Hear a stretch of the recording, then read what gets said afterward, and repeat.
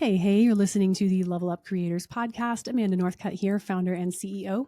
We help creators and digital thought leaders like you turn your knowledge and experience into rock solid recurring revenue. And we're so glad you're here. Welcome. Today, my distinguished guest is Roslyn McLarty, an executive coach and the founder of Within, a personal development platform for purpose-led founders. Prior to starting Within, Roslyn co-founded The Gist, a women-run digital sports media brand making sports more inclusive, accessible, and fun for over 1 million underserved sports fans. And while at The Gist, Roslyn was recognized as Forbes 30 Under 30 recipient in 2020. One more time. And while at The Gist, Roslyn was recognized as one of Forbes 30 Under 30 recipients in 2020, which is a massive honor. Congratulations again a few years later. Roslyn's experience of building and burning out from a startup made her acutely aware of the role of personal development in entrepreneurship. This inspired her to found Within to support founders and startup leaders through coaching, content, and community at the intersection of entrepreneurship, personal development, and spirituality. Roslyn is joining us today from Brooklyn, New York. Welcome, Roslyn. Thanks for having me. I'm excited to chat today. Me too. And you and I are basically strangers, introduced by Amanda Getz. Thank you, Amanda. Mm-hmm. And after doing like all manner of non-creepy internet stalking on you and your background, I am so excited to have this conversation. And my degree is actually in sport management. I worked in sports for 10 years outside of school. And so I am super interested to hear more about The Gist. And I have like missed the boat on that. I am maybe half a generation older than you. And so like, I kind of get maybe why that is, but I did start following The Gist after I learned about you. I'm super, super excited to learn about that. But we have a lot to unpack, that included. I want to make sure we have time to really dig into your story, purpose-led companies, burnout, such a prevalent theme among the creator economy. And of course, your newest project, Within. Again, that's a personal development platform offering coaching, content, and community to purpose-led founders. And I cannot wait to hear about the launch, the vibe, what you're going for, the vision, and everything. But first, we're going to like go way back to your childhood, if you don't mind. I'm always so curious when I look at a LinkedIn profile like yours, you know, it's university, you're putting your time at PwC, and then like entrepreneur. I mean, in your early to mid 20s. So do you have entrepreneurial blood? Did you always know you wanted to start a company or something else? Yeah, actually, I do have parents that are entrepreneurs. They ran an accounting firm together when I was growing up. And I think, that was very expansive for me, and that it showed me the impact that entrepreneurship can have in your life, from the flexibility to the meaning to the growth and evolution you experience as someone that is growing a company, the personal satisfaction that comes with creating and building something and bringing it into the world and solving problems for people. So I don't think I was one of those kids that was like, I'm going to be an entrepreneur for sure. But I think it subconsciously influenced a lot of the ways that I went about my life. And when I found myself in a somewhat unfulfilling role at a big four accounting firm, like you mentioned, and the opportunity for entrepreneurship came up, I think I didn't hesitate, probably because of that expansion that I had early on. I'm curious what your parents thought about your move into going to work for one of the big four right out of school. Were they supportive of that, or like, this is maybe not going to be what you think it is? So it's funny because that was following in their footsteps too. They are both CPAs. They both did stints after the big four. It's so funny how influenced we can be by our parents. So I think they knew that it wasn't probably not going to be the most fulfilling, but they supported it because they thought that having that foundation of business and finance can be really valuable for any company. And that certainly proved to be true for me. Bringing kind of that financial background to startups was helpful. Oh my gosh. Yes. That's such a huge skill set to bring to the table in a group of co-founders. Okay. Well, tell us about how you went from PwC to the startup world, co-founder of The Gist. You have co-founders. So how did that all come to be? And then tell us more about The Gist. Yeah, for sure. It honestly came about really organically and kind of born out of a personal need that myself and my co-founders felt. We were friends from university, all studied business, and we were all working in different areas of finance in Toronto, and just were gotten together for dinner one evening, and sports came up, and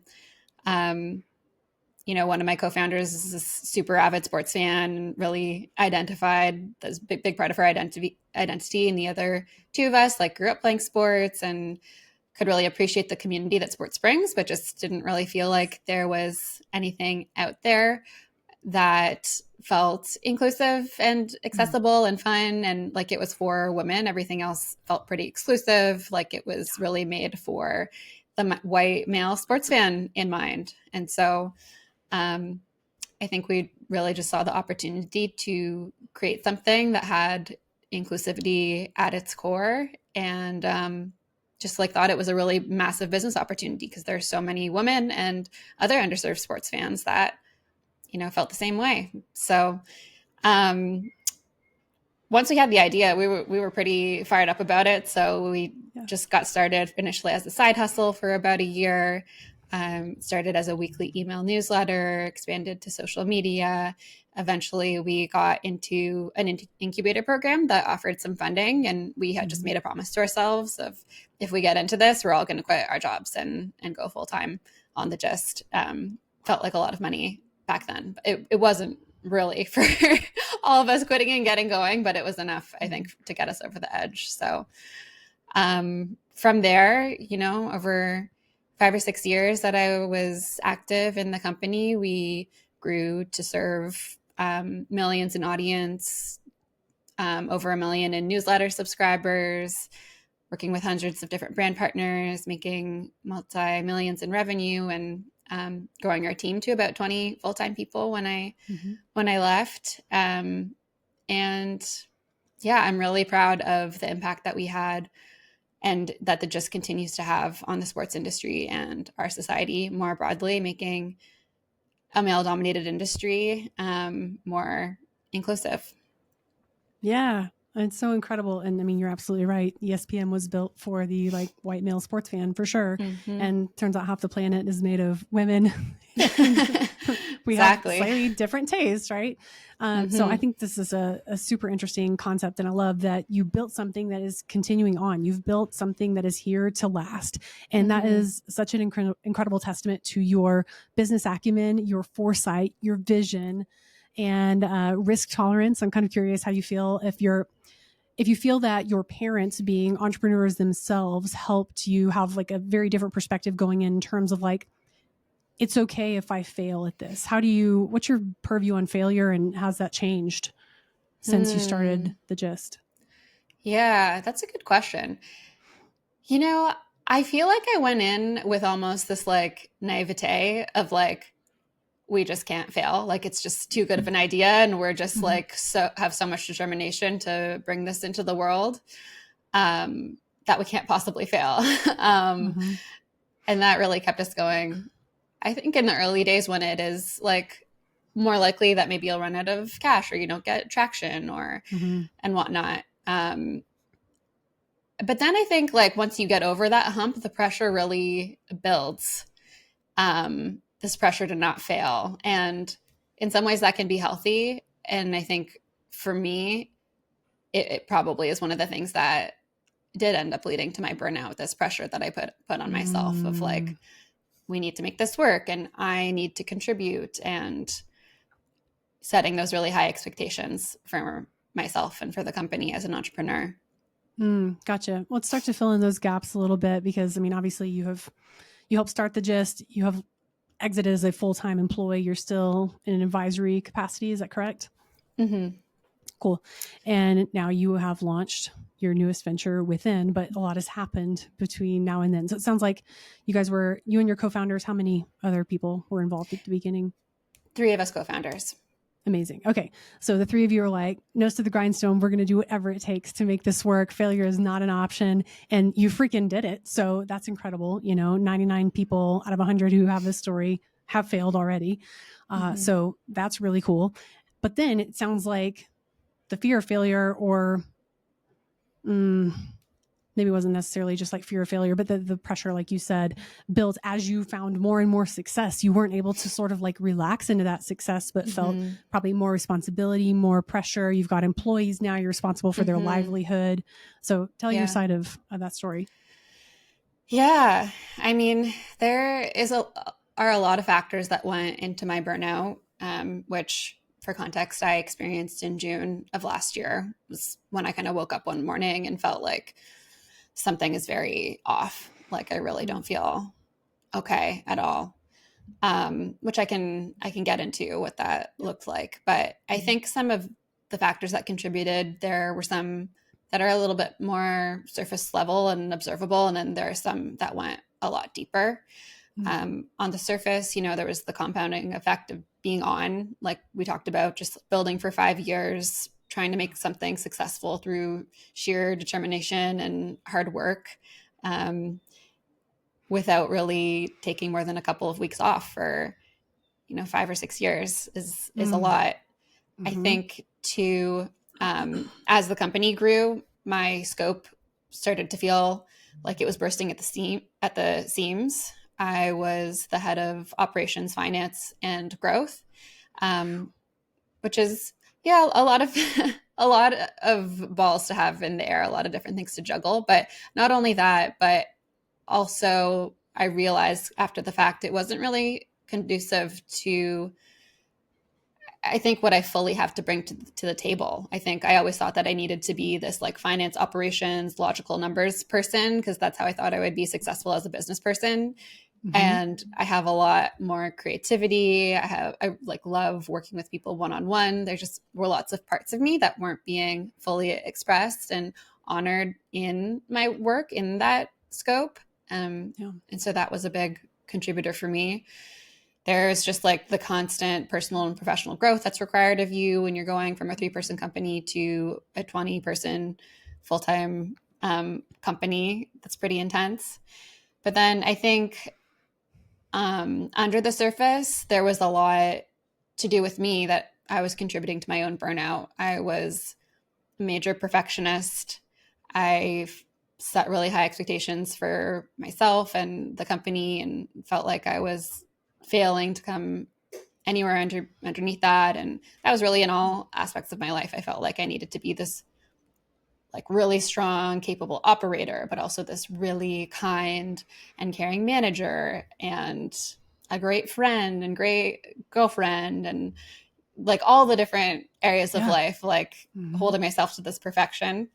And then on top of that, I was a really big people pleaser and, wasn't good at setting boundaries and asking for help. I felt like the value that I was contributing was being able to come in and fix everything for everyone and keep everybody happy. And those behaviors don't scale with a company. If you're trying to be perfect in every area and you're growing your team and you have investors and partners and customers, it's just not possible to be perfect in everything and keep everybody happy. And so, I had a lot of healing work to do around those areas that I learned kind of after the fact. But those were some of the factors that led to my burnout in the company. I mean, that sounds like the absolute perfect storm of, competencies, core competencies, things that normally can be leveraged for good. But when you pile and layer on that pressure to yourself, I mean, it sounds like a pressure cooker, honestly. Yeah. Wow. So you said that the burnout, you woke up and realized like, oh no, this is June of 23. Right. Okay. We're recording this in November of 24. And so looking back, are you able to see parts of your life earlier on before the gist where like the perfectionism and other behaviors you mentioned, like affected, how do I want to say this? Can you sort of go back and do a retrospective and see how you got to that place where, I don't know if you grew up in a very performance driven household, you said you were in athletics. Where did that pressure sort of originate? And do you see a logical path to how things went from here to here, from a healthy startup place to unhealthy, the walls are falling down? Yeah, that's a good question. And that's been a really big piece of the work that I've been doing since I burnt out is figuring out those answers. But I think there was something I felt from a really young age of having to be a really high achiever, be smart, get good grades, achieve in athletics, to be a very like good girl, I guess you could call it, keep everybody happy, never misbehave. That's what felt safe for me, or that's kind of how I learned to approach the world as a kid and as I got older. And I think that continued to manifest for me through university and my career and into my startup too, was this notion that I'm not inherently valuable just for being me. I need to prove my value and worth through performing in my career, in my startup, in my relationships, keeping everybody around me happy. I think that was at the core of so much of the burnout, of just not accepting that I was inherently worthy at the end of the day. That's a very mature perspective to take. And I get that is evident that you have done a lot of work. Again, like this is actually the first conversation you and I have ever had, just full disclosure. I think that's the first time I've interviewed somebody on a podcast where this is literally our first conversation. So I don't know if you know this about me. I do speak pretty openly about it, but I had like the bottom fell out of my health in my mid-20s. I mean, like it is surprising to everyone that I'm still here. And I was a total workaholic, perfectionist, did grow up in a performance-driven household. I was the number one applier of pressure, though. Parents definitely had high expectations, but like it was like I was born with it. I mean, it just I don't know. I don't understand how that comes to be in one's genetic code, but it ultimately came down to the same thing for me. Like I did not feel like an inherently worthy human being unless I was a human doing and a human achieving, and there were visible signs of my success as the world defines it, even if again the walls are crumbling down everywhere else. So that's big that you've already like come to that. And that is a hard realization to have. And what did you find when you left the Gist and you were like, I have to step away? How did your, inner circle respond to that? Yeah. It was really hard, the process of stepping away from the company, and one that quite honestly I resisted initially because I identified so much with the company and it was everything to me. I had put so much time and effort and felt like I'd sacrificed so much, and had gotten a little bit lost in the company. And so the idea of stepping away really brought up a lot of this really scary uncertainty of who will I be without the company? What will I do? And it brought up a big sense of loss and grief, around not only not being involved with the company, but around almost going through like a co-founder breakup. Because, you're building with these two super important people in your life that nobody understands you like they do, because you're the only ones that are going through everything that you're going through for 5 years. And I don't think people fully acknowledge how sad that can be. Like that was the longest relationship I had, longer than I've been with my fiance even. So there's loss, there's grief, there's heartbreak.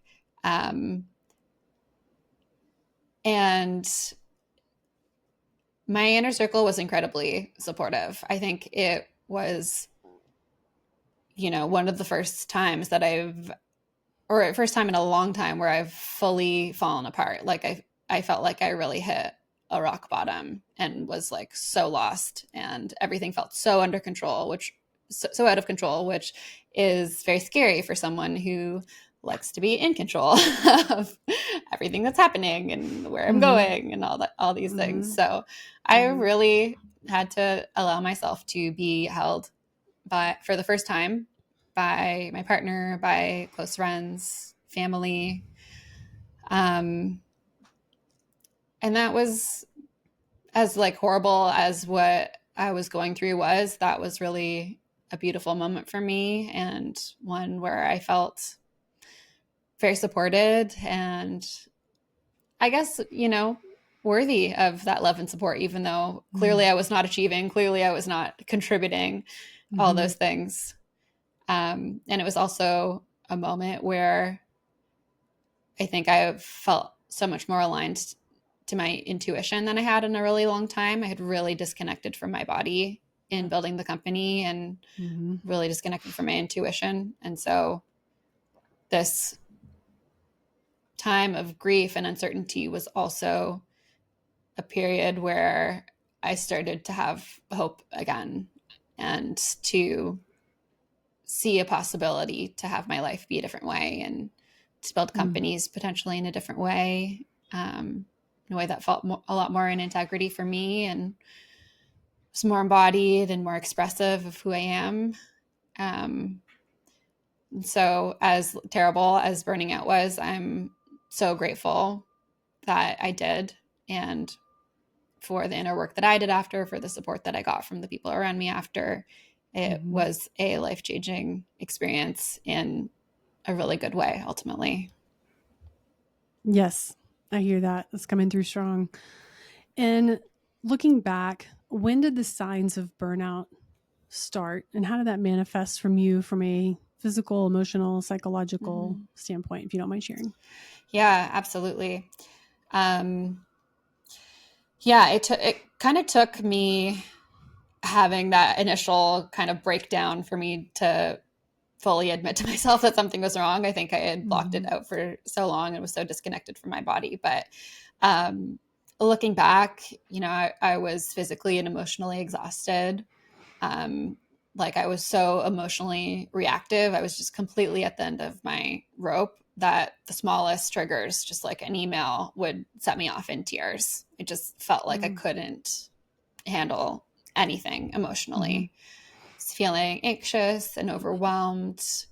I felt like this reaction to opening my laptop, like a feeling of dread, because I didn't want to go in there and deal with whatever there was to deal with. I felt this pervasive dullness, like almost this apathy towards my company and my life, which I then felt guilt and shame on that, because I was like, why am I feeling this way? I love this company. I love being an entrepreneur. Like, what's going on? Why don't I care? What's wrong with me? Physically, I experienced this intense pain in my neck and shoulders that actually took about a year after my burnout to finally be rid of. What else? I was drinking 3 cups of coffee a day just to try and keep myself going, and then lying awake at night, ruminating and starting to question, like, what is the point of this company? What's the point of anything? Yeah, so it was a pretty dark time in terms of my physical and emotional, spiritual well-being. Yeah, no kidding. And then if you can pinpoint a time frame, so official burnout marker, like, oh my God, I'm done, June of 2023, when did those signs actually start? Oh, that's a good question. Like, I would probably say in the months leading up, like, more intensely, but probably some of them had been going on for a long time. When I think of the physical side, the pain in the neck and shoulders, and actually I had an eye twitch too. That was another physical manifestation that had been there probably for like a year back. Okay. So it was slowly building. Wow. And so what was it like for you once you made the decision? I mean, you said earlier, obviously it was very difficult, especially with your 2 business partners, to kind of like actually roll this decision out and make it your new reality. So apart from that, I mean, what was it like for you to, let go of the reins, or at least loosen them significantly, and put your business baby in the hands of the team that you built and your 2 co-founders? Was it relieving, or was it more stressful? That's a good question. It was a mix of emotions. I think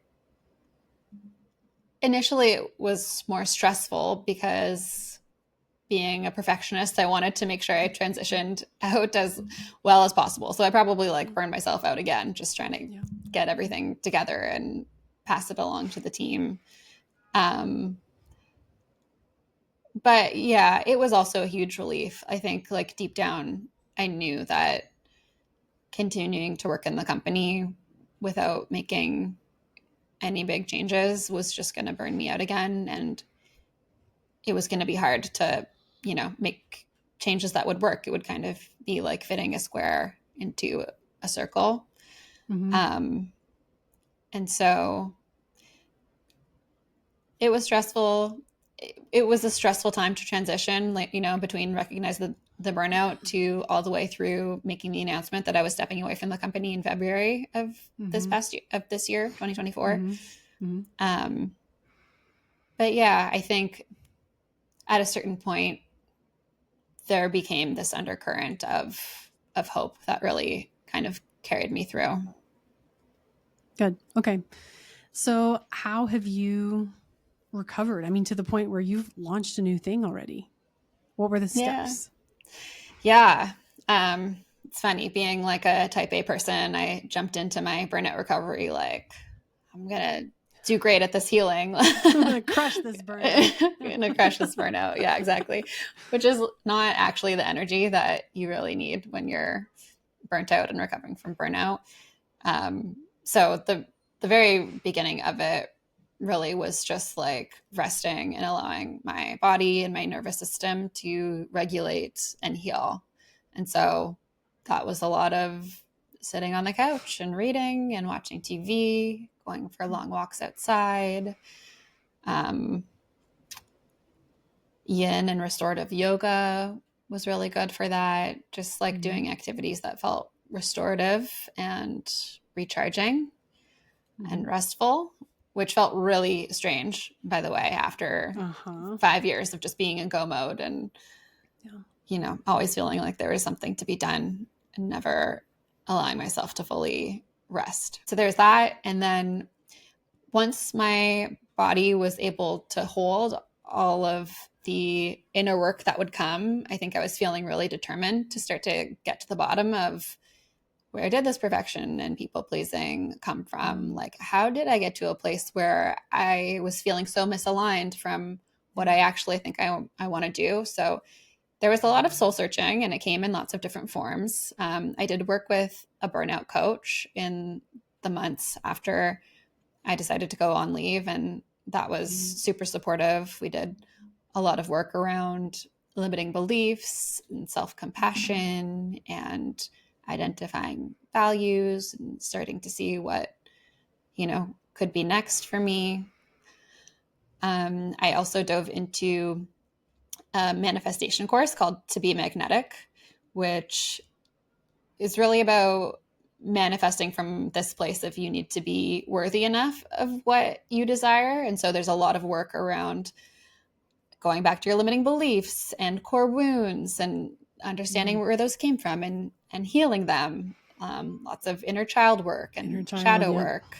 Yeah. So that was amazing. Somatic experiencing was a really big step in my recovery because I'm someone who was so disconnected from my body. And so just the work of like, where are emotions showing up in my body and moving through them and starting to trust my body's intuition and allowing my body to start to trust me back has been absolutely transformational work. What else? Like lots of different types of journaling, meditation, reading, just to expand myself and see what are like the new ways of being and seeing the world. And then the last thing was just taking some time to rediscover who I am and what I love. And so I took a graphic design course, for instance, because I always felt super in flow working on like, how does our brand show up at the Gist? I love that. So I was like, I'm going to dive into that further. I started writing online and sharing my story and just like having an avenue to express myself, which was really powerful for me as someone who has had trouble like having their voice feel heard and feeling expressed. Mm-hmm. And I signed up for a coaching certification because I knew I was always like very much obsessed with personal development and spirituality and that whole side of everything. And so that has been also like hugely transformative in and of itself. And all of them have kind of, all the things that I have explored and loved have all come together into what I'm doing now, which is so cool. Yeah. I want to ask you one more question, then we're going to get all on within. For creators who are listening to this interview right now and going, oh no, that's me. I've got the tense shoulders and the twitching eye and, no appetite, or my stomach hurts all the time, or I'm lying awake, having anxiety and worrying about what's unfinished at work. What advice do you have for creators who have that awareness, entrepreneurs, business owners, anyone, they're, are sensing that happening in themselves, but, don't want to get to the point where they have to shut their business down, basically? Like, if they can walk back off the ledge a little bit, like, how would they do that based on where they are now? Yeah, great question. And hard to say it all in one answer. It's something I've written about at length and that I coach people on now in kind of a more personalized way. But if I had to give my top 5 recommendations, they would be: 1, regulating and healing your nervous system, because burnout can come about from chronic stress, which means your nervous system is getting stuck up in that fight, flight, or freeze and not being able to healthily come back down into rest or digest. And many of us, like throughout our days, can get stuck up there in this day and age because we have stressors that might be longstanding, and we might have nervous systems that are prone to getting stuck up in there, which can be affected by our childhoods and genes and things like that. And so having practices to regulate your nervous system throughout the day, whether that be breath work or yoga nidra, getting outside, movement, laughter, all these things can help bring your nervous system back down into rest or digest so it doesn't get chronically stuck up there and lead to burnout. The second one I would say is just prioritize the basics: good sleep, nutrition, exercise, movement. All of those things can actually resource your nervous system better so that it doesn't get stuck again, like I said, up in that fight, flight, or freeze. And practicing interoception, which is being able to listen to the cues from your body. So not the things like sight and hearing, but actually things like hunger and temperature and emotions. It's just starting to develop that understanding of signs for your body so that you notice, like, oh, I'm feeling really tense. My neck is hurting. Why is my eye twitching? Why does my stomach hurt? So that you get tipped off. The third one, which was a really big one for me, is to practice self-compassion. I think for my burnout, at least, because I was so hard on myself, that just made everything worse. It made me work harder. It made me doubt my worth, which made me push more and continue to be stressed out about everything. Self-compassion is a practice. It's not an on-off button. Otherwise, we would all do it. So the practice that helped me the most in building self-compassion was to write down every day 3 things that I did well yesterday or today and what that says about me. So kind of like a gratitude practice, but more like a self-gratitude practice. Yeah. The 4th thing I would say is to try and find purpose and enjoy what you do. Like I mentioned before, finding myself in a role that really ran contrary to what I think my unique purpose is and my unique strengths and what I love to do. That was like a big thing that caused my burnout. So to the extent you can take some time to reflect and get clear on what is it that I love and what am I doing in my day that maybe where maybe I could move things around to do more of what is naturally energizing to me and minimize the things that are energy draining for me. Mm-hmm. You don't have to like change everything, but just bringing a little bit more reflection and intentionality can go a long way. Yeah. And then the last one I would say is to find community and expansion of people that are building companies and careers in a way that is more sustainable and in integrity and kinder to self and embodied and all these things that I just mentioned. Because if you surround yourself with people that are like go, go, go and pushing themselves and hustling and grinding to try and get things done, it can feel easy. It's easy to feel like you're falling behind. But if you surround yourself with people that are doing it in a way that is inspiring you to build your company or career in a way that is, just kinder to yourself, that can go a really long way. Yeah, I love that. I love how much you're talking about self-compassion. I'm sure you're a Brene Brown fan. Yes. Yeah. What about Kristen Neff? Have you read her book? Yeah. Oh. Mm-hmm. Those are like, and Esther Perel, like those three women are just so high up on my list. And so I love that you're bringing in all of those practices into kind of, I assume kind of a unified curriculum almost. So I want to hear all about within how you are building sustainably in a way that is authentic and within your value set and is giving you purpose. To borrow a Silicon Valley phrase, like how are you eating your own dog food in that regard and like practicing what you preach? So how is that going? And also we need to hear all about within also. This is a great opportunity just to go for it. Yeah, for sure. So Within is a platform for founders offering coaching, content, and community really at the intersection of entrepreneurship, personal development, and spirituality.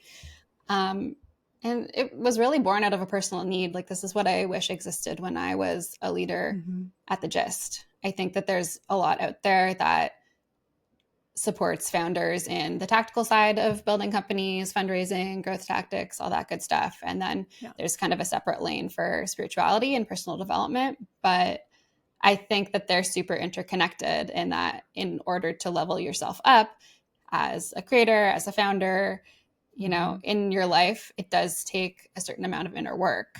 I think that the entrepreneurship journey is a spiritual journey, and that it's all the challenges and difficult people that come up in your journey are opportunities to heal. They're mirrors for you. And so, yeah, that's really what it's all about. I'm still very much in kind of the early stages of it. So, but yeah, to answer your question around like, how are you eating your own dog food? Sorry. It hasn't been like super easy. Well, first thing, I guess, the fact that it is coming from a place that I feel like I am working on my unique purpose that's come from my experience of building a company and burning out and doing all this healing work. Like, I feel just like I'm the right person to be doing this and helping other founders with it. And the work feels very energizing for the most part. So I think that's really helping with not burning out again. I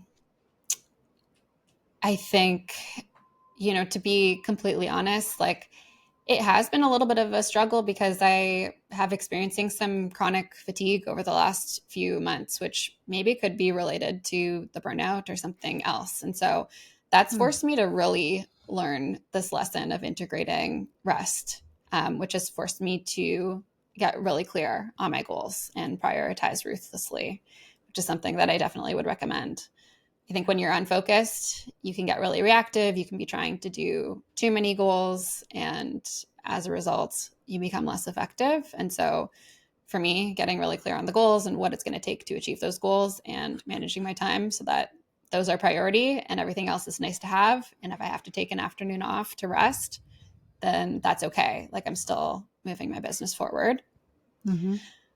And then the other couple things I would say, like I've continued to do my healing work. It's not like I did this healing journey and now I'm building my business. They really do go hand in hand. So I'm working with a coach. I'm continuing to journal and meditate. And as things come up in the business, ask like, how can I learn from this? How am I getting in my own way? And the very last thing I'll say that I think is helping me build this business in a way that feels more joyful and easeful and in alignment and in integrity is to continue to expand my spirituality and to build from more of a place of trusting that, because I'm listening to my intuition and my true self and moving in a direction that feels really in integrity for me, trusting that it's going to unfold, instead of building from a place of pushing and hustling and trying to control how everything shakes out, which has been my method before. And I think that contributed to my burnout. So yeah, just been reading a lot of books and trying to get expanded in that way. So that's how I've been approaching it. Awesome. And so what role does accountability play in your community platform here? I mean, like, it is so hard to build an organization, as you know, and keep up with all of these health and wellness practices, like full spectrum stuff. And so how does accountability work? Like keeping myself accountable? Or like, how are you holding, sure, yourself accountable for sure. And then also, the people who are part of within, are you matching like accountability partners, or do you have some sort of system or something like that to make sure that people are actually following through and acting in their integrity and alignment with their visions? Yeah. So as of right now, I haven't rolled out the community yet. I'm starting with one-on-one coaching, so that I can really understand like the problems and pain points of the people that I'm going to be working with before I roll that out. But I absolutely would love for that to be a big part of it. And to really get focused on the most important things. I think most founders and most people are just trying to deal with everything that's coming their way, all of the information and everything. So yeah, I envision it as like there being a different focus for every month that, you build that skill or build that practice, and then it is integrated into your life. But as far as the one-on-one coaching goes, that's definitely a piece of it too. Like, yeah, I mean, that's the ultimate accountability is having one-on-ones, right? Like, did you do what you say you're going to do and all that kind of stuff. So yeah, and that's great.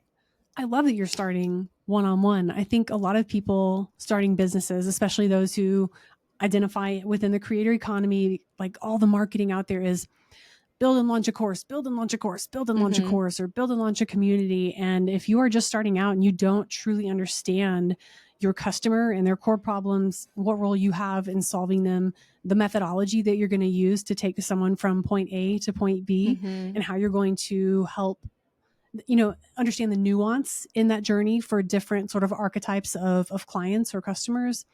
And so I love that approach. I absolute right approach, because you're going to establish product market fit, and then you're going to get enough experience within different client archetypes that you can build a one to few or one to many, program that is actually going to be really effective because you're not guessing. And so I think that's the absolute correct approach.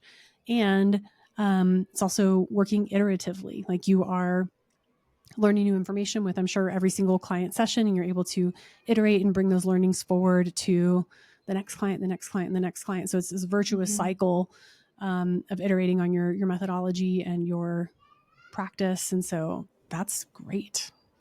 Yeah, absolutely. Thank you. And it also is just what felt most energizing for me to start with. So that was part of it too. Yeah. I mean, you definitely seem extroverted. Is that correct? Or I actually don't really identify as extroverted. Oh, interesting. More of like an ambivert. Okay. All right. Fair enough. I mean, I get like extremely energized with one-on-one conversations with our clients. I mean, this kind of platform is very energizing for me as well. I'm definitely extroverted, but there's just feels like so much more you can help someone if you're doing something that's specifically tailored to them. There's something like very human component, and connection and relationship is very, very special and is difficult to imitate in a small or large group setting. Yeah. Yeah. It's such a privilege to get to hold space for people and support them on their journey and work through whatever is going on for them and see the transformation, you know, as they make the changes session after session. Super rewarding. Yeah, that's great. And how can people find out about you and getting coaching from you? Yeah. So can find me on Instagram at Roslyn McClarty. And that's where I post everything about Within and have my links and everything. I also have a biweekly newsletter, which is at within.beehive.com. And that's where I write about lots of different actionable insights for building companies, living a meaningful life, and reaching unstoppable progress without burning out. I love that. Unstoppable progress, not perfection, but progress. Yeah. Nice. Okay. I love that. That's great. And of course, we'll link all of that up in the show notes as well. But one more question. If people can only remember one thing from this episode, what's the like absolute number one golden nugget they should walk away with?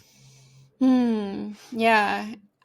I would say it's that burnout ultimately, I think, is a manifestation of you being out of integrity or out of alignment with your authentic self and the life that's meant for you. And so taking the time to really get clear on what your vision is for your dream life and career and starting to take steps towards that will allow you to prevent burning out and ultimately bring you, I think, the most joy, abundance, growth, success, peace, all the things that you want. Wow, that was really great. Thank you so much for joining me today, Roslyn. This was such a just down-to-earth, relatable conversation for everyone listening. I so appreciate you showing up here and being vulnerable. Like that is so incredibly important for people to actually feel like they can relate to you, that you are a real human. You have achieved a lot of success in your career so far, and the sky is the limit for you.